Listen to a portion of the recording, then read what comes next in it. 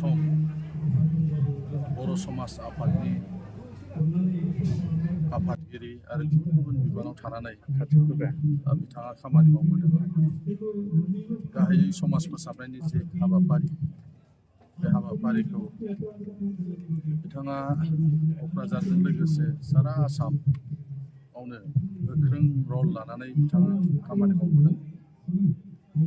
बिथांखौ जोङो 2002 मायथाइनिफ्राय लोगो मोनदोंमोन। जेब्ला बिथाङा 2002 मायथाइयाव क'क्राझार जिल्ला बर' समाज आफादनि लेङाइ आफादगिरिमोन। अब्ला जों दुलाराय बर' फरायसा आफाद क'क्राझार जिल्लानि बिबानगिरिमोन। बे समनिफ्रायनो बिथांखौ लोगो मोननानै बिथांजों जों ज'यैनो जों खामानि मावबोदों। बोरै जोङो जोंनि गेजेर हारियाव ससियेल मोनसे रिफर्मेशनखौ लाबोनो हायो। मानोना बै समफ्रावबो गोबां खोमसि फोथायनाय जोंनि गेजेराव दङमोन। मानसिफोरखौ दायना साजायनानै बुथारनाय होखारनाय बायदि रोखोम अगेन खान्थिफ्रा सोलिदों, दाबो दङ, जोबनो थाङाखै। आरो बेनि अनगायैबो माखासे गेना गोरोन्थिफोरखौ फोसाबनो थाखाय बर' समाज आफादा जेरैबायदि हाबाफारि लादों, बे हाबाफारिनि मोनसे मैखोम बिथाङा मावथिमोन। 2002 मायथाइनिफ्राय बिथाङा जिल्ला आफादाव आरो बेनि उनाव मिरु बर' समाज आफादनि लेङाइ आफादगिरि, बेनिफ्राय मावफुं आफादगिरि जादों आरो बेनिफ्राय आफादगिरि महरै बिथाङा गोबां खामानि मावलांदों। दा बेनिखायनो जोङो बिथांनि जे रुंसारि जानाय जोंनि बर' समाज हारिनि थाखाय मोनसे खहा। मानोना सासे गोख्रों मावथि हिसाबै बिथाङा समाजाव मोनसे रादाब बेबायदि दैथायनो हादोंमोन जे जोंनि गेजेरनिफ्राय गेना गोरोन्थिफ्रा, खोमसि फोथायनायफ्रा जोबनांगौ, लोंग्लुंनाय जाग्लुंनायफ्रा जोबनांगौ, बायदिसिना हाबाफारिखौ लानानै बिथाङा खामानि मावो। बेबायदि गेदेमा सासे मानसिनि रुंसारि जानायाव जों जोबोद दुखु मोनदों। आरो मानोना जोंथ' जोबोद क्ल'सलि खाथियाव थानानै जों बिथांजों खामानि मावफादोंमोन, बिथांमोनखौ जों लाफादोंमोन जिल्ला एबसु हिसाबै। बेबायदि सासे मानसिनि रुंसारि जानायाव जों दुखु मोननाय मोनदों।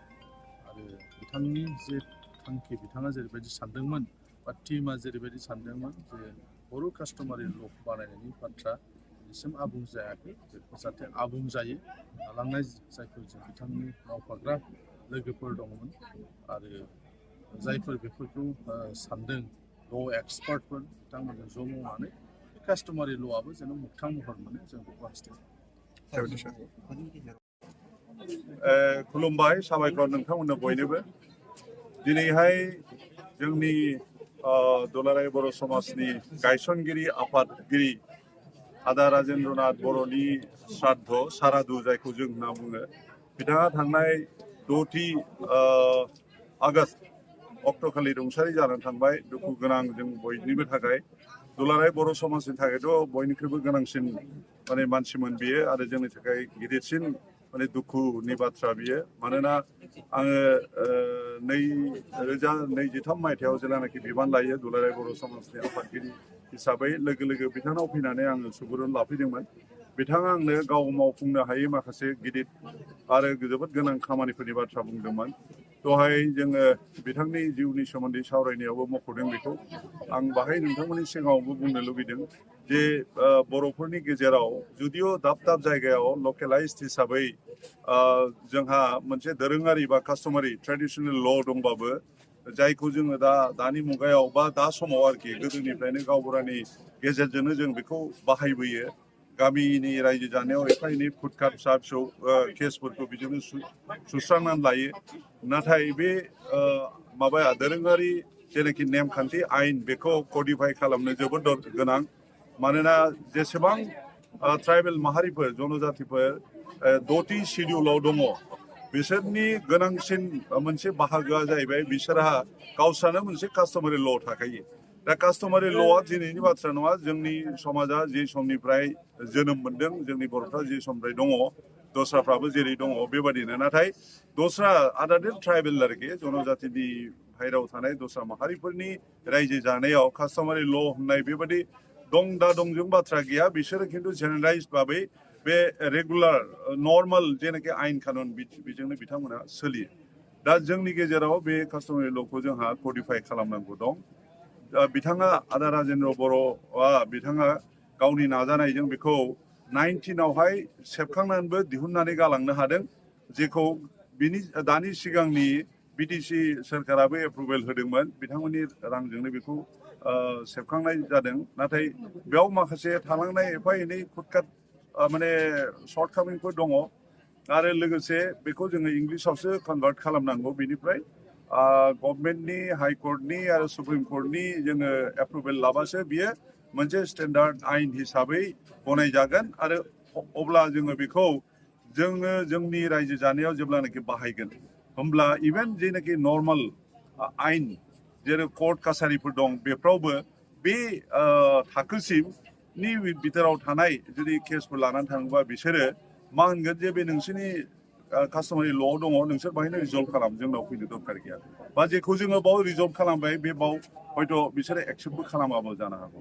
दा बेबादिबा मा जायो जोंनि बर'नि ट्राइबेल हिसाबै 6 शिड्युलनि मोनसे माहारि हिसाबै जोंनि डिस्टिंक्ट आरोखि रोखा मोनसे सिनायथि जों मोननो हायो बा मोननो हागोन दा बे खामानिखौ जोंहा जोबोद गोख्रोङै मावनांगौ आं दहाय जोंनि मानगोनां एमएलए साहबखौबो खावलायदों जे जाहाथे जोंनो माने मदद होफायो रांखावरिनि बाथ्रा दं बेखौ मोनाब्ला जों खामानिखौ मावनो हानाय नङा आरो जिहेतु बर' समाज गायसननायनि गुदियाव आबसुनि कन्ट्रिबिउसन दङ बिथांमोननि साननायजोंसो 1995निफ्रायनो जुरिनानै 89 आरो 89आवबो जुरिदोंमोन आरो बिनिफ्राय नै जोङो बेखौ दुलाराय महरावहाय जोङो माबा दाफुंनो हादों 2006आवहाय दा बिनिनो सोलिनाय बा बिनिनो कन्टिनिउटियावहाय आं दा आफादगिरि आं सानो बयनिबो रायजोनि मदद मोनोबा जोङो जोंनि मावनो गोनां खामानि आरो जोंनि बर'फोरनि गेजेराव जिहेथु दा गावजों गाव